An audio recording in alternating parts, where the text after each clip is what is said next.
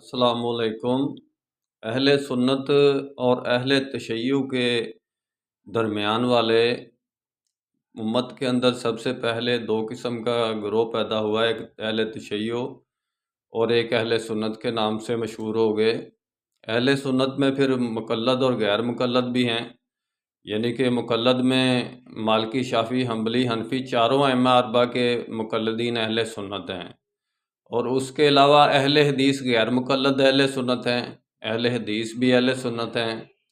اس کے علاوہ تیسری درمیانی قسم اہل سنت اور اہل تشیع کے درمیان پیدا ہو گئی ہے کہ جو کچھ شیعہ کے قریب ہیں، کچھ اہل سنت کے قریب ہیں۔ اس قسم کی یعنی کہ وہ تطبیق ان کو دی جا سکتی ہے، تو وہ اس میں جماعت اسلامی بھی شامل ہے، اس میں اور بھی اس قسم کے اور بھی فرقے شامل ہیں، کافی حد تک، جو کہ جن کا جھکاؤ یعنی کہ شیعہ کی طرف ہے، بریلوی بھی ہیں، اور بھی بہت سے فرقے ایسے ہیں چھوٹے چھوٹے بن چکے ہیں کہ جن کا تعلق جھکاؤ ٹرینڈ شیعہ کی طرف بھی ہے اور اہل سنت کی طرف بھی ہے، دونوں طرف ہے، یعنی کہ مقتصدن بیچ کی چال چلنے والے ہیں وہ۔